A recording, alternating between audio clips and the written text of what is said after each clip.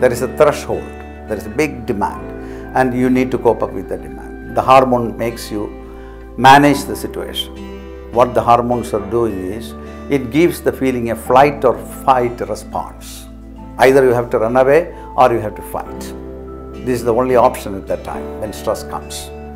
It is due to certain chemicals that are produced in the body. When these chemicals are poured into the bloodstream, it goes each and every cell of the body. But if you have to run away, the blood supply has to go to your legs.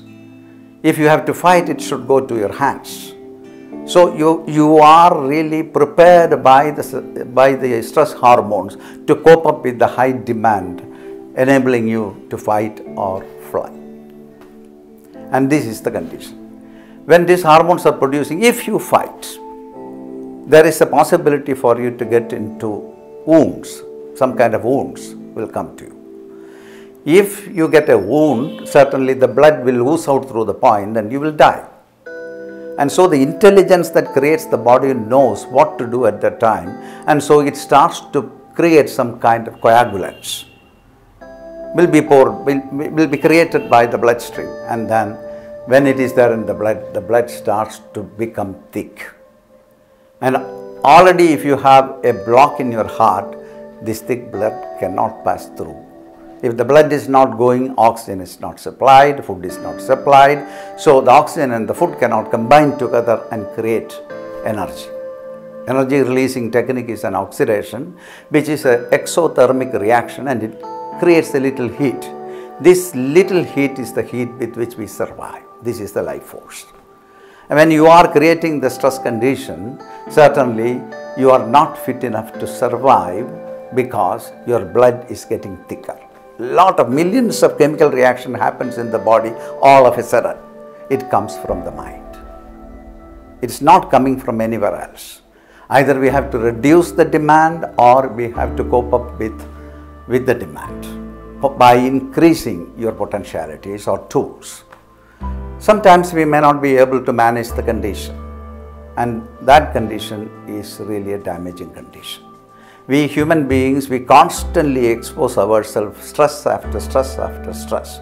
Thereby, we don't give chance for the other hormone, which is called noradrenaline or norepinephrine, which is the peace-giving hormone. Only when you could deal the issue, then the peace-producing hormones will be produced. We don't give time, we don't give gap. And as we are not giving gaps, it will take over. And the hormones will deposit in the body, in the cells, everywhere, and the body will be completely different after some time.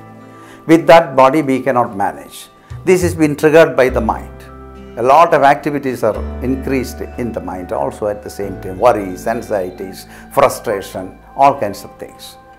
And Patanjali says in his Yoga Sutra, Yogas Chitta Vritti Nirodha. Yoga is stopping the activities of the mind. There is a system in the body. Sleeping is a system whereby we can stop the activities of the mind. That's why when you are sleeping, next day you will be better.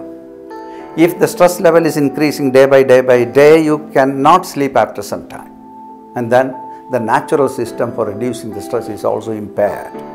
Thereby, you have no tools. Then you go to the doctor. They give some tranquilizers or some medicines to cure the symptom, but you are the same person. You are not transformed. So there is no permanent cure. That's why Patanjali proposes this idea, stop the activities of the mind. That's the state of yoga. And that needs to be practiced. It's very relevant in modern times when the people in the society are really stressed. That's the significance of Patanjali.